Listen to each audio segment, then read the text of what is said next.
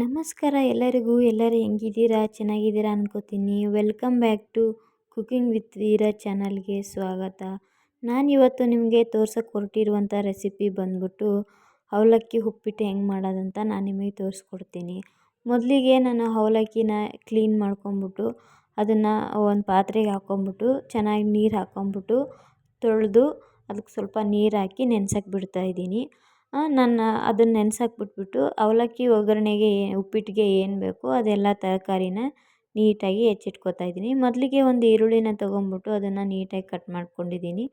Next ನಾನು ಸ್ವಲ್ಪ ಬೀನ್ಸನ್ನ ತೊಗೊಂಬಿಟ್ಟು ಅದನ್ನು ಕೂಡ ನೀಟಾಗಿ ಚಿಕ್ಕ ಚಿಕ್ಕದಾಗಿ ಹೆಚ್ಚಿಟ್ಕೊಂಡಿದ್ದೀನಿ. ನೆಕ್ಸ್ಟು ಒಂದು ಕ್ಯಾರೆಟ್ನ ತೊಗೊಂಬಿಟ್ಟು ಅದು ಕೂಡ ಅದೇ ರೀತಿ ನೀಟಾಗಿ ಚಿಕ್ಕ ಚಿಕ್ಕದಾಗಿ ಕಟ್ ಮಾಡಿ ಇಟ್ಕೋತಾ ಇದ್ದೀನಿ. ನಾನು ಇವತ್ತು ಬರೀ ಈರುಳ್ಳಿ, ಟೊಮೊಟೊ, ಮೆಣಸಿನ್ಕಾಯಿಂದ ಮಾಡಿದೆ. ಆದಷ್ಟು ತರಕಾರಿಗಳನ್ನ ಹಾಕ್ಬಿಟ್ಟು ಮಾಡ್ತಾಯಿದ್ದೀನಿ. ಅದೇ ರೀತಿ ಒಂದು 4 ಹಸಿಮೆಣ್ಸಿನ್ಕಾಯಿನ ತೊಗೊಂಬಿಟ್ಟು ನೀವು ಖಾರ ಎಷ್ಟು ತಿಂತೀರ ನೋಡಿಕೊಂಡು ಅಷ್ಟು ಹಸಿಮೆಣ್ಸಿನ್ಕಾಯಿನ ತೊಗೊಂಡು ಹೆಚ್ಚಿಟ್ಕೊಡ್ತಾಯಿದ್ದೀನಿ. ಲಾಸ್ಟಲ್ಲಿ ಒಂಚೂರು ಕೊತ್ತಂಬರಿ ಸೊಪ್ಪನ್ನು ಕೂಡ ನೀಟಾಗಿ ಚಿಕ್ಕದಾಗಿ ಹೆಚ್ಚಿಟ್ಕೊತಾಯಿದ್ದೀನಿ. ನಾನು ಅರ್ಧ ಟೊಮೊಟೊ ಇಲ್ಲಿ ತೊಗೋತಾ ಇದ್ದೀನಿ, ಯಾಕಂದರೆ ನಾನು ಕ್ವಾಂಟಿಟಿ ಕಡಿಮೆ ಮಾಡ್ತಾಯಿದ್ದೀನಿ ಅವಲಕ್ಕಿದು, ಹಂಗಾಗಿ ಅರ್ಧ ತೊಗೊಂಡಿದ್ದೀನಿ. ನಾನು ಎಲ್ಲ ತರಕಾರಿ ಕಟ್ ಮಾಡೋಷ್ಟಿಗೆಲ್ಲ ಅವಲಕ್ಕಿ ಚೆನ್ನಾಗಿ ನೆಂದಿತ್ತು. ಅದನ್ನು ಕೂಡ ಚೆನ್ನಾಗಿ ಹಿಂಡಿಬಿಟ್ಟು ಪ್ಲೇಟಲ್ಲಿ ಹಾಕ್ಕೊಂಡಿದ್ದೀನಿ. ನೆಕ್ಸ್ಟ್ ಎಲ್ಲ ತರಕಾರಿನೂ ಕಟ್ ಮಾಡಿ ಇಟ್ಕೊಂಡಾಗಿದೆ. ಈಗ ಒಗ್ಗರಣೆ ಹಾಕೋಣ. ಮೊದಲಿಗೆ ಸ್ಟವ್ ಮೇಲೆ ಬಾಣಲೆ ಇಟ್ಬಿಟ್ಟು ಅದಕ್ಕೆ ಒಂದು 3-4 ಟೀ ಸ್ಪೂನಷ್ಟು ಎಣ್ಣೆ ಮತ್ತು ಸಾಸಿವೆ, ಜೀರಿಗೆ, ಒಂದು ಸ್ವಲ್ಪ ಉದ್ದಿನಬೇಳೆ, ಸ್ವಲ್ಪ ಕಡಲೆಬೇಳೆ ಹಾಕೋತಾ ಇದ್ದೀನಿ. ಹಾಗೆ ಒಂದು ಸ್ವಲ್ಪ ಶೇಂಗಾ ಕಾಳನ್ನು ಸೇರಿಸ್ಕೊತಾ ಇದ್ದೀನಿ. ಇದನ್ನು ಮೂರನ್ನು ಕೂಡ ಚೆನ್ನಾಗಿ ಸ್ವಲ್ಪ ಕಲರ್ ಚೇಂಜ್ ಆಗೋವರೆಗೂ ಎಣ್ಣೆಯಲ್ಲಿ ಸ್ವಲ್ಪ ಫ್ರೈ ಮಾಡ್ಕೋಬೇಕು. ನೆಕ್ಸ್ಟ್ ಒಂದು ಸ್ವಲ್ಪ ಕರಿಬೇವಿನ ಎಲೆಯನ್ನು ಸೇರಿಸ್ಕೊತಾ ಇದ್ದೀನಿ. ಇದನ್ನು ಕೂಡ ಒಂದು ಸ್ವಲ್ಪ ಕೈ ಆಡಿಸ್ಕೊಳ್ಳಿ.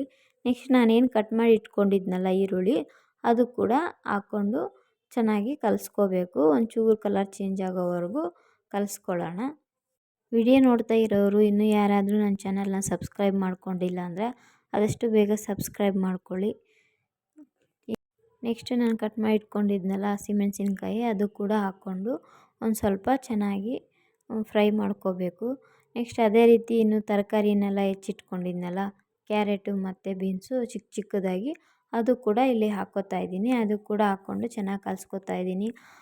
ಅವಲಕ್ಕಿ ಅಂದರೆ ನೆನಪಾಗೋದು ಶ್ರೀಕೃಷ್ಣ. ಯಾಕಂದರೆ ಶ್ರೀಕೃಷ್ಣನ ಮುಂದೆ ಅಷ್ಟೆಲ್ಲ ಮಿಷ್ಟಾನ್ನ ಭೋಜನ ಇದ್ದರೂ ಕೂಡ ತನ್ನ ಗೆಳೆಯ ತಂದು ಕೊಟ್ಟಿರುವಂಥ ಸುಧಾಮ ತಂದು ಕೊಟ್ಟಿರುವಂಥ ಅವಲಕ್ಕಿನ ತುಂಬ ಪ್ರೀತಿಯಿಂದ ಸವಿತಾನ. ಅವಲಕ್ಕಿ ಅಂದರೆ ಯಾರಿಗೆ ಇಷ್ಟ ಇರಲ್ಲ ಹೇಳಿ? ಯಾಕಂದರೆ ತುಂಬ ಈಸಿ, ಸುಲಭವಾಗಿ ಮಾಡುವಂತಹ ರೆಸಿಪಿ ಕೂಡ ಇದು. ಇನ್ನೊಂದು ಏನಂತಂದರೆ ಸರಿಯಾದ ವಿಧಾನದಲ್ಲಿ ಅವಲಕ್ಕಿ ಮಾಡಿದ್ರೆ ತುಂಬ ಚೆನ್ನಾಗಿ ಟೇಸ್ಟ್ ಇರುತ್ತೆ.